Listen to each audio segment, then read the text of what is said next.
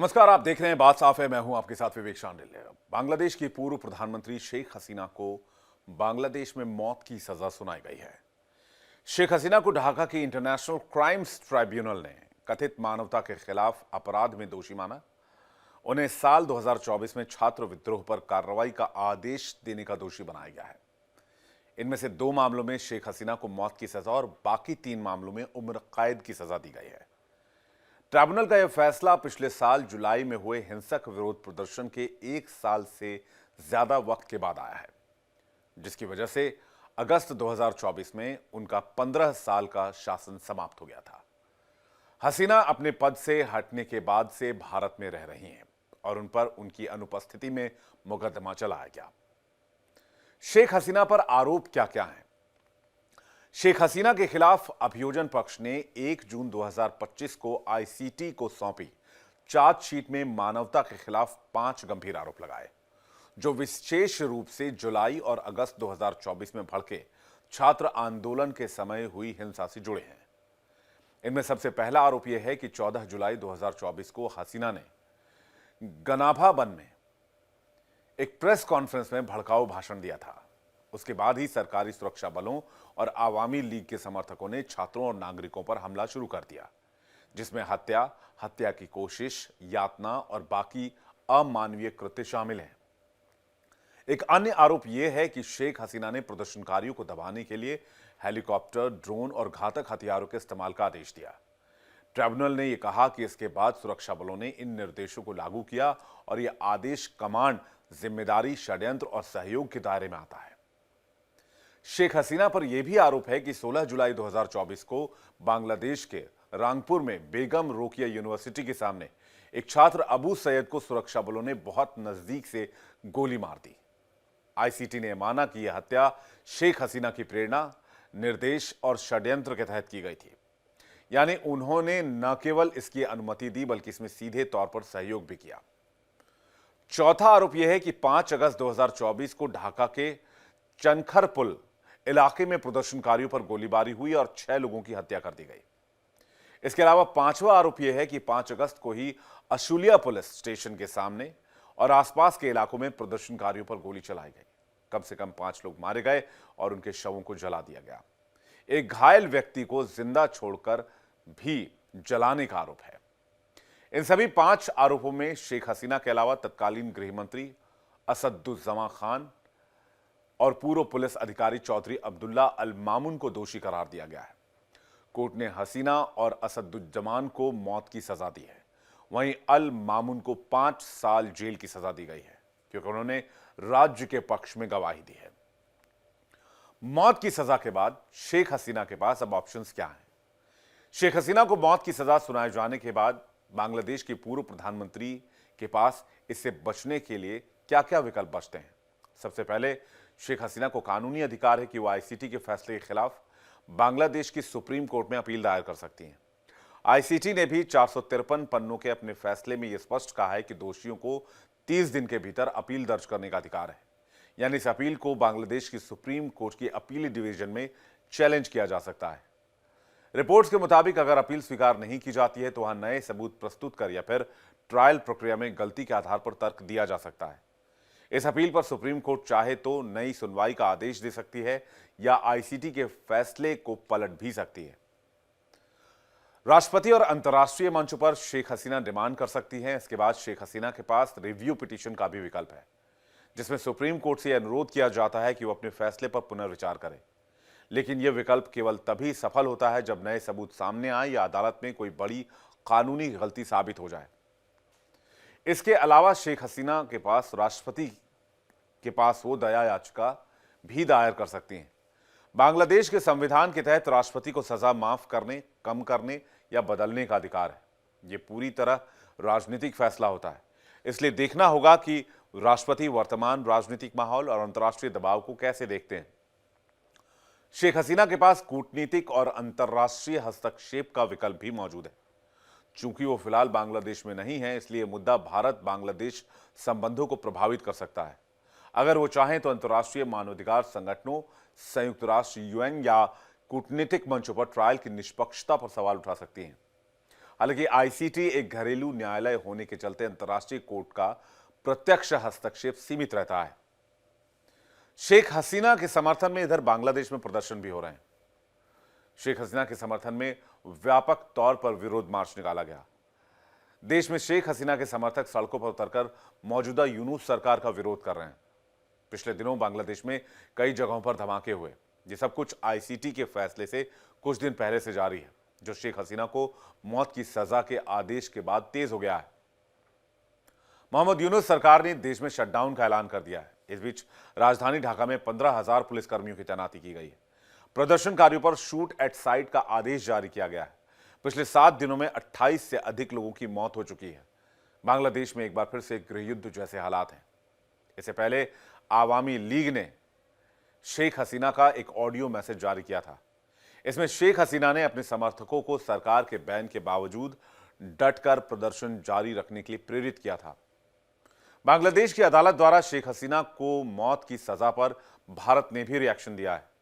विदेश मंत्रालय ने कहा है कि वो पड़ोसी देश में शांति, लोकतंत्र और स्थिरता को ध्यान में रखते हुए आने वाले समय में फैसले के हितधारकों से बातचीत करेगा। बांग्लादेश के पूर्व प्रधानमंत्री शेख हसीना को इंटरनेशनल क्राइम ट्राइब्यूनल द्वारा सजाए मौत दिए जाने के बाद से राजनीतिक हलचल बहुत तेज है। फैसले के कुछ ही घंटों के भीतर भारत ने अपनी पहली आधिकारिक प्रतिक्रिया जारी की। विदेश मंत्रालय ने कहा कि इस फैसले का संज्ञान ले रहा है और एक करीबी पड़ोसी के रूप में बांग्लादेश के लोगों के हित के लिए प्रतिबद्ध है।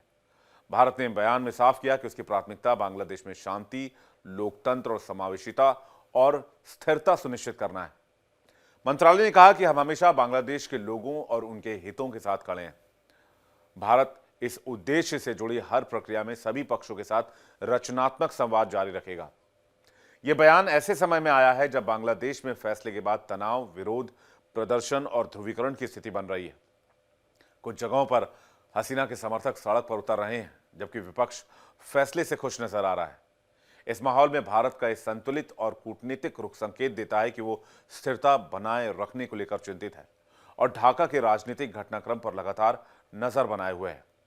इससे पहले बांग्लादेश के विदेश मंत्रालय ने एक प्रेस कॉन्फ्रेंस रिलीज कर भारत से शेख हसीना और पूर्व गृहमंत्री असदुज्जमा खान को बांग्लादेश को सौंपने की अपील की।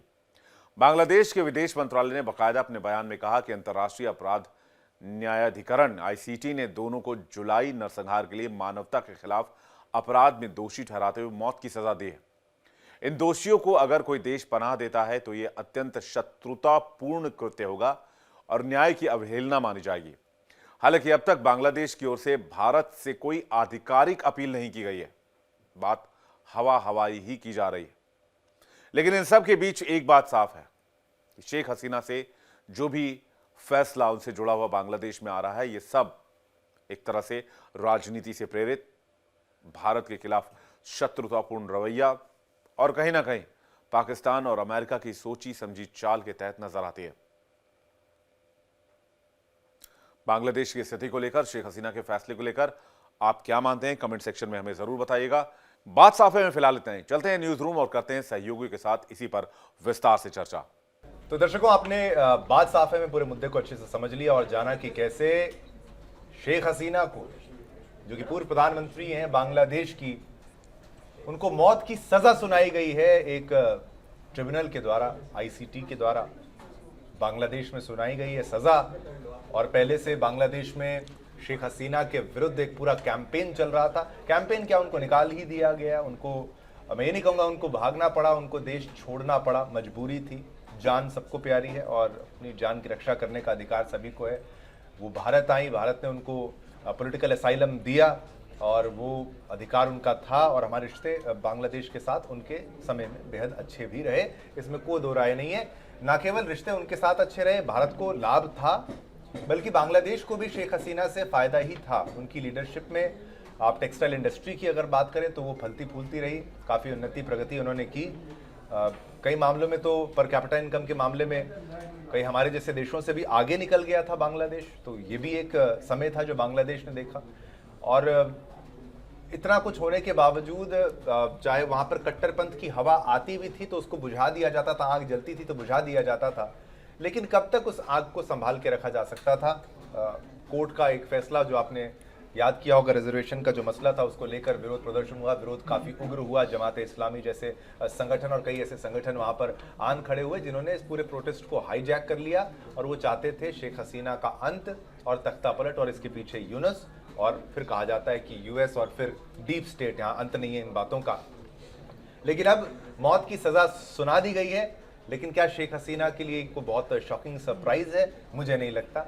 क्या वो डरी हुई हैं? मुझे ये भी नहीं लगता कि उनको पूरी उम्मीद थी, उनको पता था कि उनके साथ बुरे से बुरे की ही उम्मीद वो कर सकती है, उनके साथ बुरा ही होगा अगर वो बांग्लादेश जाती हैं। हालांकि वो बांग्लादेश नहीं जाएंगी, ना ही भारत की मौजूदा सरकार मैं बार बार कह रहा हूं, उनको बांग्लादेश भेजेगी अभी तक के लिए। बाकी मेरे साथ सहयोगी भी हैं, वो भी अपना पक्ष रखें। नमस्कार, बहुत स्वागत है न्यूज रूम में आपका। मैं हूं आपके साथ नैना यादव। देखिए, जैसे ही बांग्लादेश से जब हिंसा की तस्वीरें आना शुरू हुई थी, उसके बाद में वो तस्वीरें हर किसी को हैरान करती थी। इसमें कोई शक नहीं कि वहां पर जो प्रदर्शन हुए उस हिंसा में कई लोगों की जान गई, और वहां पर जो हालात बने उसके बाद में देश का जो शीर्ष नेतृत्व है उन्हें खुद देश छोड़कर फरार होना पड़ा, जिसमें खुद शेख हसीना भी शामिल थी, उनके कई सीनियर लीडरशिप भी थे। इसके बाद में हमने देखा था कि किस तरह से बांग्लादेश में लोगों को चुन चुनकर टारगेट कर करके मारा गया। अब एक तरफ ये कई ऐसी रिपोर्ट्स बड़ी सामने आई, उसमें ये स्पष्ट होता है कि जिस तरह से बांग्लादेश में स्थिति बनी वो सुनियोजित थी, एक तरह से वो टूल किट का हिस्सा थी। और खुद शेख हसीना की तरफ से ये बार बार बड़े खुलासे किए गए कि जिस रूप में ये पूरी तस्वीर बन रही है उसमें विदेशी ताकतों का हिस्सा है। और ना सिर्फ तख्ता पलट के बाद बल्कि जो हलचल हो रही थी उसके पहले भी बाकायदा शेख हसीना की तरफ से यही अंदेशा जताया गया था कि हो सकता है तख्ता पलट के लिए विदेशी ताकतें साजिशें रचे, और ऐसा ही हुआ भी। और देखिए, जो फैसला आया है अब इंटरनेशनल कोर्ट ट्रिब्यूनल, जो कि खासतौर से बांग्लादेश का ये कोर्ट है, उसमें बाकायदा उसकी विदेश ये कहा जाए कि वैश्विक स्तर पर क्या मान्यता है, कितनी बड़ी भूमिका है, ये एक अलग चर्चा का विषय है, क्योंकि उसे एक अपने रूप में अंतर्राष्ट्रीय नाम दे देना, लेकिन उसकी अंतर्राष्ट्रीय मान्यता उससे साबित नहीं होती। उसकी तरफ से फांसी की सजा सुनाई जाती है और कई अलग अलग मामलों में दोषी ठहराया जाता है। 2 बड़े उसमें आरोप लगाए जाते हैं, और शेख हसीना के साथ साथ कुल 3 लोगों को, जिसमें पूर्व जो डीजीपी हैं बांग्लादेश के उस दौरान पुलिस के, उनको भी एक तरह से दोषी करार दिया जाता है। और एक मंत्री जो थे, जो अब एक तरह से सरकारी गवाह बन चुके हैं, उनका भी नाम उसमें आता है। 400 पन्नों का जब ये पूरा फैसला सुनाया जाता है उसमें बड़ी बातें कही जाती हैं, और उसका सार ये निकलता है कि शेख हसीना दोषी हैं, शेख हसीना को फांसी की सजा सुनाई जाती है। शेख हसीना का इसके बाद में सीधे सीधे रिएक्शन आता है कि वो इस बात के लिए पहले से ही तैयार थी, वो जानती थी कि ये इसी रूप में ही इसका अंत होगा। लेकिन बात ये कि क्या इस चीज़ का ये अंत है? बड़ी बात यह कि बार बार जिन साजिशों का आरोप लगाया जाता रहा वो साजिशें किस तरह की रही हैं, और उन्होंने जब अंतर्राष्ट्रीय पटल पर अपनी ये बात रखी उन तमाम अंतर्राष्ट्रीय साजिशों को लेकर, तो उसमें आखिर कौन कौन से बड़े नाम है। उसमें एक बड़ा नाम, कई ऐसी रिपोर्ट सामने आई जिसमें यूएस की भूमिका का भी जिक्र बड़े स्तर पर किया गया। पाकिस्तान, जो खुद इस तरह से कहीं ना कहीं कट्टरपंथ का शिकार और तख्ता पलट का शिकार रहा है, उसकी बड़ी भूमिका नजर आई। और उसी पैटर्न के साथ में बांग्लादेश में भी वही तस्वीर निभाई जाती है।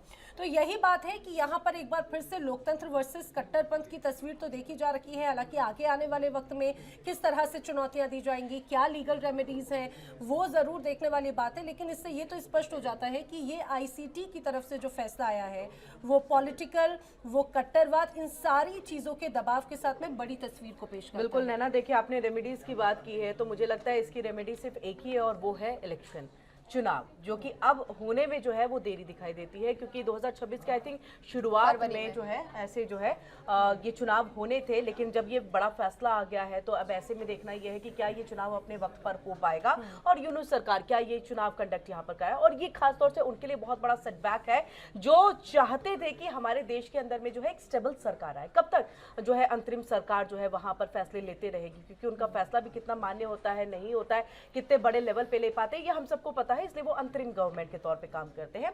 तो अब ऐसे में देखिए कि चाहिए एक स्टेबल सरकार जो एक पूरे देश को संभाले, कानून व्यवस्था संभले, तो ये उनको बहुत बड़ा सेटबैक लगा। इन सबके बीच में देखें, जो बात यहाँ पर नैना ने की है कि उनको पता था, शेख हसीना को पता था कि यही फैसला लगभग लबो-लुबाब जो है वो आएगा, जिस तरह से उनके खिलाफ आरोप लगाए गए, फिर आज उनको दोषी करार दिया गया। इससे पहले उन्होंने अपने समर्थकों को बता दिया था, एक मैसेज, एक संदेश जो है वो दे दिया था कि वो फैसला दे दे यानी कि जो भी आईसीटी में फैसला आए उनको ये कह रही है कि वो फैसला दे दे, मुझे परवाह नहीं है। तो क्या मुझे लग रहा है इसका एक ऑप्शन भी उन्होंने कहीं ना कहीं तैयार कर लिया होगा कि अगर ये फैसला आता है तो इसको मैं किस तरह से लेकर के चलूंगी और मेरे पास और बाकी ऑप्शंस क्या बचते हैं इससे निकलने के लिए, और मैं बांग्लादेश वापस जा पाऊंगी या नहीं पाऊंगी। इन सबके बीच में देखिए कोर्ट के अंदर में जैसे ही ये फैसला आया, मतलब अपने आप में मैं समझ रही हूँ क्या लोकतंत्र, क्या कट्टरपंथी सोच के लोग उस वक्त कोर्ट के अंदर में बैठे थे, तालियां बजनी शुरू हो गई। मतलब आपके पूर्व प्रधानमंत्री और तालियां बज रही हैं वहां पर जैसे उनको मौत की सजा सुना दी गई। इन सब के बीच में देखिए शेख हसीना ने आरोपों पर अपनी सफाई दी है। क्या कुछ सफाई उनकी तरफ से दी गई है? मानवाधिकार उल्लंघन का जो आरोप है वो शेख हसीना पर लगा। ये सबसे इंपॉर्टेंट पॉइंट जो है वो आईसीटी कोर्ट की तरफ से जो है रखा हुआ, और उसके बाद ये फांसी की सजा कि जुलाई अगस्त 2025 की जो हिंसा हुई वो देश के लिए एक त्रासदी है, ये शेख हसीना का कहना है। सरकार का उद्देश्य स्थिति को शांत करना था, ना कि नागरिकों पर हमला करना था। लेकिन वीडियोस, ऑडियोज जो कुछ सामने सबूत के तौर पे पेश किए गए उसमें कह रहे हैं कि शेख हसीना ने ये ऑर्डर दिया था, ये निर्देश दिया था कि आप गोलियां चलाएं। आईसीटी के अभियोजकों के पास उनके खिलाफ कोई ठोस सबूत नहीं है। अब ये समझिए जब आपका खुद का कोर्ट है, यूनुस की गवर्नमेंट चल रही है, अंतरिम सरकार वहां पर चल रही है, तो इसे किस तरह से लिया जा सकता है? क्या ये वाकई वहां पर न्याय? लोकतंत्र में ऐसे तो न्याय नहीं होता है जहां तक मुझे समझ में चीजें हैं। कई सबूत अधूरे संदर्भ है और बाहर से है, साथ ही अविश्वसनीय है। हिंसा में अराजक तत्वों की भूमिका की जांच भी जो है वो रोकी गई है। इन सब के बाद देखिए हिम्मत है तो आईसीसी में मुकदमा करो, ये शेख हसीना ने कहा, यानी ललकारा एक तौर पे कि आईसीसी चले जाओ तब हम मान जाए आपको। और उसके बाद देखिए शेख हसीना का आईसीटी पर गंभीर आरोप भी लगा। वो क्या लगा वो भी हम आपको बता दें। आवामी लीग के प्रति सहानुभूति रखने वाले न्यायाधीशों और वकीलों को हटाया गया, यानी जो उनकी पार्टी, हाँ जो उनकी पार्टी के लोग थे मतलब उनको हटा दिया गया और अपने वहां पर न्यायाधीशों को जो है वो बिठा दिया गया ताकि जो फैसला है वो शेख हसीना के अगेंस्ट में आए। अब आईसीटी ने केवल आवामी लीग के नेताओं पर ही मुकदमे चलाए हैं, बाकी और कहीं मुकदमा नहीं चलाया। तो क्या सिर्फ आवामी लीग के ही लोग यहाँ पर जो है वो आरोपों के घेरे में थे? अन्य दलों पर भी गंभीर आरोप लगे लेकिन उसकी जांच तक नहीं हुई और इसके खिलाफ दोष सिद्धि पहले से ही तय थी, यानी कि सब कुछ फिक्स था। तो फिर ये फैसला तो लब्बो लुबाव यही आना था और इसके लिए शेख हसीना तैयार भी थी। अब एक आईसीसी का मैं यहाँ पर जिक्र कर लेती हूँ, फिर मीनाक्षी आपके पास हम आते हैं। देखिए 1971 के युद्ध में अपराधियों को सजा देना था, लेकिन आज इसका एक राजनीतिक बदले के तौर पर जो है वो उपयोग किया जाता है। अब देख भी रहे हैं बांग्लादेश के अंदर भी जो स्थिति यहाँ पर चल रही है, ऐसे में अंतर्राष्ट्रीय अपराध न्यायालय यानी कि आईसीसी जो जाने का जो है वो कहा गया है कि आप वहां पर जाइए, तब जाकर के अंतरिम सरकार उनके खिलाफ आरोपों को हेग स्थिति यानी कि अंतर्राष्ट्रीय अपराध न्यायालय ले जाए। उन्होंने ये भी दावा किया कि अंतरिम सरकार ऐसा नहीं करेगी क्योंकि आईसीसी उन्हें बरी कर देगा। ये ठोस दावा शेख हसीना की तरफ से किया गया। मीनाक्षी बिल्कुल, जो सबसे पहले तो मैं ये क्लियर कर दूं, स्पष्ट कर दूं कि आईसीसी और आईसीटी दो अलग शब्द हैं। एक शब्द ऐसा है इसमें जिसकी बात हम सिर्फ बांग्लादेश के सापेक्ष कर रहे हैं कि इंटरनेशनल क्राइम ट्रिब्यूनल, जो कि बांग्लादेश का, ये कोई इंटरनेशनल संस्था नहीं है। अगर आप सोच रहे हैं कि इसमें नाम में इंटरनेशनल लगा हुआ है तो ये इंटरनेशनल अंतर्राष्ट्रीय संस्था नहीं है बल्कि वहाँ की डोमेस्टिक संस्था है जिसकी तरफ से ये फैसला लिया गया। और ये कहा गया गंभीर धारा का जिक्र करते हुए कि अपराध काफ़ी गंभीर हैं और मानवता के खिलाफ जो ये अपराध किए गए हैं उसकी वजह से हमें ऐसा फैसला लेना पड़ रहा है। 400 पन्ने का पूरा फैसला सुनाया गया है। लेकिन मुझे याद आता है नैना कि किस तरीके से बांग्लादेश से जो तस्वीरें आई थी उसमें लोगों को सड़कों पर टांग दिया गया था। मीडिया हाउसेस उन तस्वीरों को दिखाने से झिझक रहे थे कि अगर इस तरीके की तस्वीरें बाहर आएंगी तो लोगों के मन में, दिमाग में किस तरीके का असर पड़ेगा। लेकिन जो फोटो जर्नलिस्ट थे उन्होंने खुल करके उन तस्वीरों को दिखाया। क्या वो मानवता के खिलाफ नहीं था? और उन लोगों के खिलाफ क्या दोष को सिद्ध कर दिया गया? उन पर कोई कार्रवाई की गई है? पहला तो ये मैं सवाल करती हूँ वहां की सरकार से, वहां के कोर्ट से कि क्या आपने उसमें कोई फैसला लिया, लेकिन इसमें इतनी जल्दबाजी क्यों की गई? तो एक महिला जिसे अंतर्राष्ट्रीय स्तर पर इतनी पहचान मिल रही है, जिसने अपने देश को इतना सशक्त बनाया कि वो उनके अधिकारों को बात करें, वहां के लोग अपने अधिकारों के बारे में बात कर सके जो कि सैन्य व्यवस्था में फंसे हुए थे, उन्हें इतना सशक्त बनाने के बाद शेख हसीना को आखिरकार उस देश से मिला क्या? 1975 में उनके साथ धोखा किया गया, इस बार भी उनके साथ धोखा किया गया। वहां की जो एक और पार्टी है बीएनपी, वो भी एक वक्त तक यूनुस के साथ थी। लेकिन नैना जब बात राष्ट्र की आती है, जब उन्हें ये लगने लगा कि यूनुस किस तरीके से पाकिस्तान और अमेरिका की कठपुतली बनके नाच रहे हैं, तो वो भी अपने आप को अलग कर लेती हैं।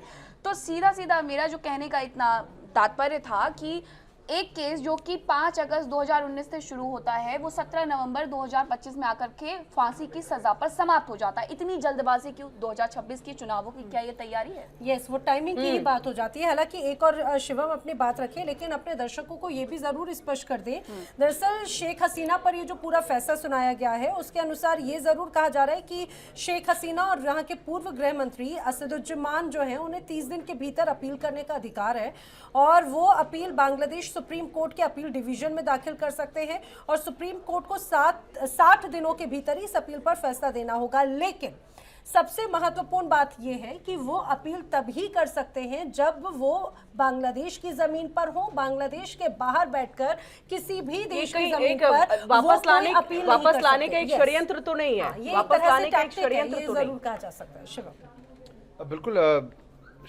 देखिए, इसमें अभी इसको हाल में समझना इतना सरल नहीं होगा, आगे क्या होने वाला है। लेकिन ये सब कुछ अगर हो रहा है तो मैं वही बात को अपनी दोहराऊंगा कि डीप स्टेट की तरफ से ये किया जा रहा है, इस बात को इग्नोर नहीं किया जा सकता।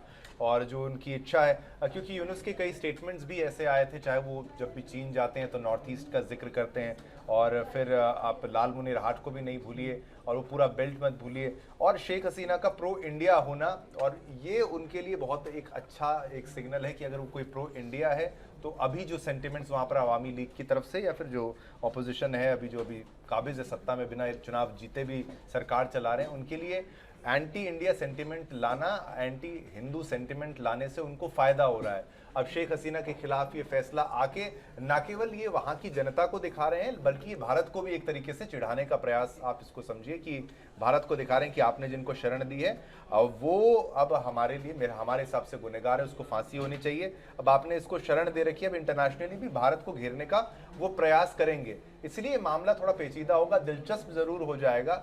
लेकिन आने वाले समय में बांग्लादेश का उत्थान नहीं होगा, क्योंकि उसके कारण ये है कि भाई वहाँ की इंडस्ट्रीज खराब हो रही हैं, और जो पार्टी से रिलेटेड, आप टेक्सटाइल इंडस्ट्री बांग्लादेश का बहुत बड़ा है, अब वो वहाँ पर आपकी फैक्ट्रीज बंद हो रही हैं, वो तमाम चीज़ें, लेकिन आपका सारा फोकस पॉलिटिक्स पे है और शेख हसीना पे है। आप उन चीज़ों को कर नहीं रहे जो बांग्लादेश के लिए ज़रूरी है। और जो रजाकार थे, जिनको जैसे आप जमाते इस्लामी कह लीजिए, या वो जो पाकिस्तानी फौजियों के साथ मिलकर ऑपरेशन सर्चलाइट में, या फिर जो कहें जो उन्होंने बांग्लादेशी औरतों को मारा, बलात्कार किया, इनके पूर्वजों को मारा, जो आज वहाँ सड़कों पर उतरे हैं, ये बेवकूफ़ जो लोग हैं वहाँ पर, ये नहीं समझ रहे कि आप किनके साथ अभी खड़े हुए हैं, या तो इनको समझने का मौका नहीं दिया जा रहा। या मुझे ये लगता है कि शायद अंडरलाइंग एक बहुत बड़ा अग्रेशन जो है लोगों में दबा होगा, वहाँ पर विद्रोह वो करना चाहते होंगे, अपनी बात को रखना चाहते होंगे, लेकिन वो डरते होंगे कि अभी का माहौल इतना कट्टरपंथी है, कहीं वो भी ना मार दिए जाएं। इसलिए उनके फैन फॉलोइंग अभी भी वहाँ पर है, उनकी पार्टी इनडायरेक्टली या तो कुछ और पार्टी बन जाए कल को, या तो ये एक ऑप्शन है, या किसी ना किसी रूप से वो वापस आने का प्रयास करेगी। और इतिहास गवाह पाकिस्तान में आप देखिए कितने एग्जाम्पल लिए, देखें कि भाई मंत्री का या फिर प्राइम मिनिस्टर का या प्रेसिडेंट का हेलीकॉप्टर उड़ाते रहते हैं कि जब तक ये तेल खत्म ना हो जाए उसको गिरने दिया जाए। तो ऐसे भी स्थान में सरकारें बदलती हैं, फौज की सत्ता भी चेंज होती है, यूनुस चाहे कितना भी ट्राई कर ले, लेकिन बदलाव बांग्लादेश में आएगा। शिवम, बांग्लादेश में एक अच्छी बात क्या है कि वहां पर ना मिलिट्री शासन करना नहीं चाहते, मतलब उनको ये है कि गवर्नमेंट हो, एक स्टेबल गवर्नमेंट हो। जो हम देखते हैं पाकिस्तान के अंदर कि किस तरह से आर्मी जो है वो सारा फैसला, सारा डिसीजन वो लेते हैं, और वहां पर लोग लेकिन ये नहीं करना चाहते यहाँ पर, क्योंकि जो आर्मी चीफ है उनकी तरफ से कहा भी गया है कि यहाँ पर एक स्टेबल सरकार होनी चाहिए। हम फिलहाल स्थितियों को संभाल रहे हैं ताकि कोई हिंसा ना हो, स्थिति खराब ना हो। उनके डायरेक्टली इस बात को कह लास्ट ऑप्शन भी रह जाता है। हाँ, ये डायरेक्टली कहा भी गया है। और देखिए जो आपने बात की शिवम यहाँ पर कि काफी अभी भी फैन फॉलोअर्स जो है शेख हसीना के हैं, तभी तो 15,000 वहां पर जवानों को तैनात किया गया है ताकि किसी तरह की कोई अप्रिय घटना ना घटे इस फैसले के बाद में। तो समझ सकते हैं कि अभी भी वहां पर जो है शेख हसीना को लाने के लिए लोगों के मन में कहीं ना कहीं एक सोच है। लेकिन किरण, क्योंकि ये बात भी है कि जैसे ही जब शेख हसीना को एक तरह से ये कहा पूरी स्थिति थी, जब बेदखल हुआ, उनकी पार्टी को जब बैन किया गया, तो उन्हीं के जो समर्थक थे उनकी तरफ से बड़ी चिंता जाहिर की गई थी कि बांग्लादेश में शेख हसीना के बाद में कट्टरवाद और बढ़ेगी, क्योंकि खासतौर से कई ऐसी कट्टर जो ये कहा जाए कई ऐसे संगठन थे जिनके साथ में उन्होंने ये कहा जाए समझौता नहीं भी किया। हालांकि ये कहा जाए डिप्लोमेसी का भी कुछ तरीका होता है, उनके ऊपर आरोप भी लगते रहे कि कई ऐसे जो है संगठनों के साथ में उनका संपर्क रहा। लेकिन दूसरी बात, सबसे महत्वपूर्ण बात ये कि बैलेंस बनाकर रखते थे, और यही वजह है जैसे ही हिंसा हुई तो उस दौरान हमने देखा था कैसे अल्पसंख्यक या जो हिंदू थे उनको कैसे चुन चुन कर टारगेट किया गया था। बिल्कुल। और उसके कुछ समय के बाद में जब स्थिति धीरे धीरे सामान्य आई तो एक फैसला हुआ कि जो युवा महिलाएं हैं वो फुटबॉल नहीं खेल सकती, इस तरह की गाना कई नहीं गा ऐसे सकती। गाना नहीं गा सकती। तो इस तरह की सोच का वहां के लोगों में भी डर है कि चरमपंथ, अगर इस तरह से चरमपंथ। यस यूनुस सरकार अगर इस रूप में आती है तो वो चरमपंथ जो है किस रूप में कट्टरता का रूप लेगा। और हमने देखा है जहां कट्टरवादिता बहुत बड़े स्तर पर है उन देशों का क्या हाल है। एक तरफ अफगानिस्तान का हाल हमने देखा था, अब हालांकि धीरे धीरे अफगानिस्तान बदल रहे हैं, मतलब वहाँ तालिबान अपनी बदलाव की सोच तरफ, अपनी आइडियोलॉजी को बदलने पर लेकिन है। जिस वक्त की आप बात कर रही थी समर्थकों के भी मन में ये वो जानते हैं कि जो मौजूदा सरकार है उनके जो नियम है, उनकी जो बातें हैं या फिर उनका जो इन्फ्लुएंस है दूसरे देशों का वो कितना ज्यादा घातक है उनके देश के लिए भी। देखिए एक तो मुझे बिल्कुल, इंतजार जैसे आप बिल्कुल, एक हाँ, बात मैं इसमें जोड़ना चाह रही थी, क्योंकि आप ये कह रही थी कि वहां पर सैनिकों को इसलिए तैनात कर दिया गया है ताकि कोई भी अप्रिय घटना न घटे। लेकिन अभी जो खबर आ रही है वो ये बता रही है कि जैसे ही ये फैसला आया है वहां पर विरोध प्रदर्शन बहुत ज्यादा शुरू हो गए हैं। ढाका में माहौल तनावपूर्ण हो गया है, हिंसा होनी शुरू हो गई है। एक इलाका है ढाका का धान मंडी 32, उस इलाके में शेख हसीना के समर्थक और विरोधियों के बीच हिंसक झड़पें हो रही हैं। ये जो इलाका बता रही हूं मैं धान मंडी का, ये शेख हसीना के पिता और बांग्लादेश की नींव रखने वाले शेख मुजीबुर रहमान का घर था, जिसे अब म्यूजियम में बदल दिया गया है। अब जो विरोधी है वो वहां पर सीधे सीधे बुलडोजर लेकर के आगे बढ़ गए कि इसे गिरा दिया जाए। इसी डर यानी से शेख शायद हसीना आज के बाद- बांग्लादेश में कई जगहों पे बंद का ऐलान किया बिल्कुल, गया था। शेख हसीना के बाद उनकी जो पूरी रियासत रही है हम कह सकते हैं, क्योंकि उनका एक बड़ा घर है वहां पर धान मंडी 32 में, तो उसे नष्ट करके पूरे के पूरे जो निशान है वो मिटाने की कोशिश इन कट्टरपंथियों की तरफ से की जा रही है। बिल्कुल, तो 10 से ज्यादा ऐसे दुनिया में अलग अलग जगहों पर प्रधानमंत्रियों या फिर राष्ट्रपतियों को जब जब इस तरह से फांसी की सजा सुनाई गई तो उसके बाद में चर्चा जमकर हुई। लेकिन बांग्लादेश का मामला इसीलिए बहुत ज्यादा अलग है क्योंकि राजनीति से प्रेरित है। आनन फानन में 1 साल के अंदर फांसी की सजा सुनाया जाना अपने आप में कई सवाल खड़े करता है। लेकिन अभी भी बार बार यही जानकार कहते हैं कि शेख हसीना के सामने अभी आगे और ऑप्शंस हैं। शेख हसीना आगे क्या स्टैंड लेंगी ये तो देखने वाला आने वाला वक्त बताएगा। लेकिन यहाँ पर फिलहाल अब वक्त एक छोटे से ब्रेक का है। न्यूज रूम में फिलहाल इतना ही, लेकिन तमाम खबरें इंडिया डेली पर आगे भी जारी हैं।